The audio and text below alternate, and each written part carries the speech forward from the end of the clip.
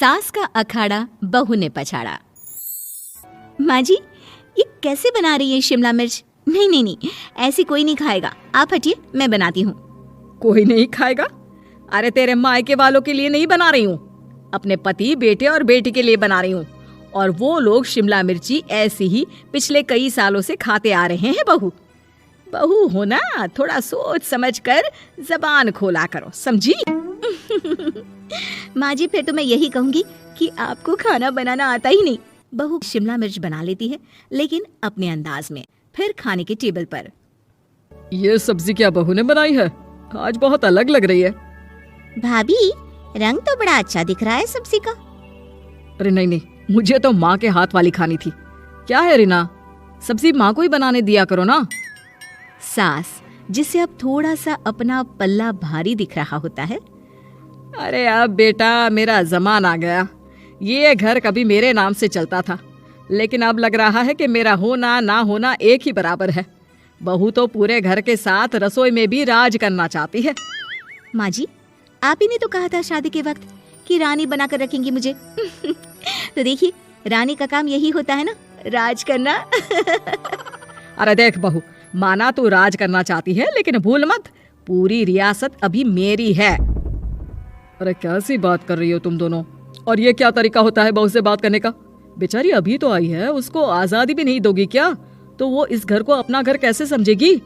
देखिए पापा, माँ सही कह रही है, घर को अपना घर समझी, इसमें कोई बड़ी बात नहीं है। लेकिन सिर्फ अपना और हमें पराया करने की कोशिश करे ना जी ना, ये सोच तो बिल्कुल अच्छी नहीं है। देख, तू छोटी है ना, छोटी की तरह रहा कर, हर बात पर बीच में ना बोला कर। क्यों? वो मेरी बेटी है तो मेरे तरफ से ही बोलेगी ना। माँ जी, ये तरफ क्या होता है? हाँ, वो मेरी बहन नहीं है क्या? मैं मानती हूँ कि आज मैंने सब्जी बना दी, लेकिन थोड़ा खाने में बदलाव करना हम स्त्रियां भी तो जानती हैं और चाहती भी हैं। तो इसका मतलब ये तो नहीं कि घर के खाने की कोई वैल्यू ही नहीं है। देख, मैं कोई बहस नहीं करना चाहती, जाओ खाना खा लो। सभी खाना खाने बैठ जाते हैं। अगले रोज, माँ जी प्लीज, ये आस पड़ोस वालों को बोलिए ना, मुंह उठाकर घर में मत आ जाया करे। अरे किसी के घर आने जाने का कुछ वक्त तो होना चाहिए। यहाँ तो सारा दिन मानो लोगों ने धर्मशाला बनाकर रखी है। बहू, वो हम लोगों के परिवार जैसे हैं, पिछले 25 साल से हमारे साथ है। और ये मेरा घर है, यहाँ कौन आएगा कौन नहीं ये तू कैसे डिसाइड करेगी? और हाँ, तुझे अगर पसंद नहीं ना तो अपने कमरे में चली जाया कर। वो लोग बात ही कर रहे होते हैं कि पड़ोसन आ जाती है। अरे बहन, हम लोगों ने जागरण रखा है माता का आज रात, सुबह का भंडारा भी, तो बहू रानी को लेकर आना। आना हाँ बिटिया? अच्छा चलती हूँ, और घरों में भी निमंत्रण देना है। अरे हाँ हाँ, हम जरूर आ जाएंगे। वैसे किस किस को बुला रही हूँ? वो तुम्हारी ननद और भाभी भी आ रहे हैं क्या? माँ, क्या आप इनके पूरे खानदान को जानती हैं? अरे भाभी ने ही तो मेरी ननद की शादी की पूरी तैयारियां कराई थी, और मेरे मायके में भी पापा की मौत के बाद वहाँ रहकर इन्होंने ही मुझे संभाला था। इतना तो कोई किसी के लिए नहीं करता। अच्छा, मैं ना फल दे जाऊंगी, काट देना भाभी, मैं दूसरे काम पूरे कर लूंगी। मेरी तो तबीयत खराब है माँ जी, आप ही काट देना सारे फल।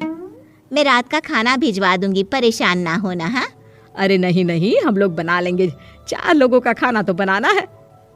अरे नहीं नहीं, आप फल पर लग जाओगी, और बहू की तबीयत भी ठीक नहीं, खाना मैं ही भिजवा दूंगी।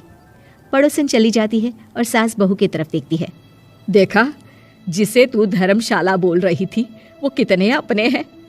हाँ माँ जी, आप उनका काम कर रही हैं, उनके जागरण का प्रसाद तैयार कर रही हैं, तो वो क्या इतना भी नहीं करेंगे आपके लिए? ओहो, तुझसे बहस क्या करना बहू। तभी बहू की माँ आ जाती है।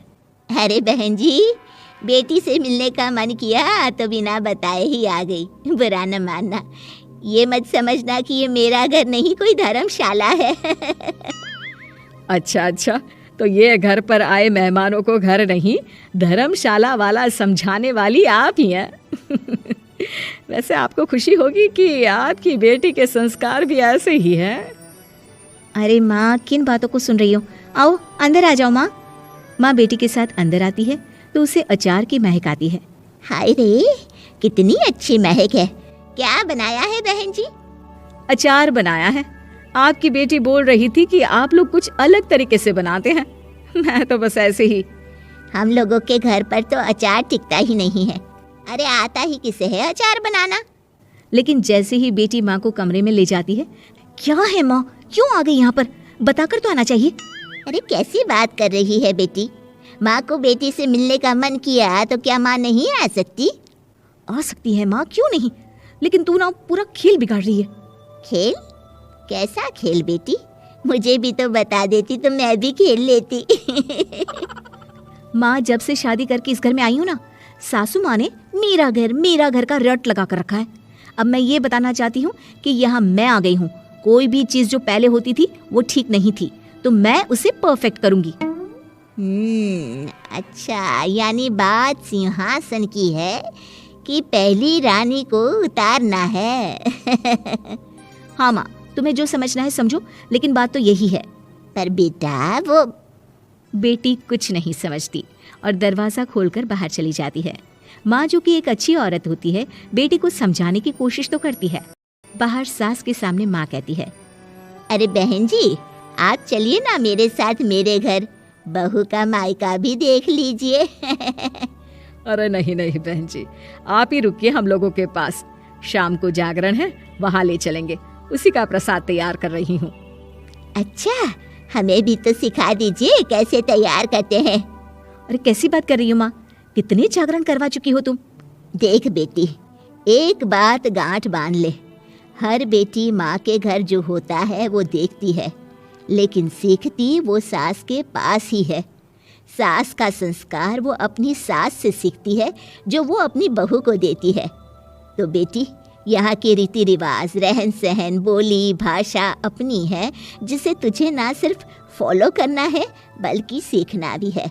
और जहाँ तक सवाल है पूरे घर की रानी बनने का, तो जब तक तेरी सास महारानी है तू रानी ही तो रहेगी, क्यों बेटा? बहू माँ की बात समझ जाती है और सास भी बहू की माँ का मन ही मन शुक्रिया अदा करती है।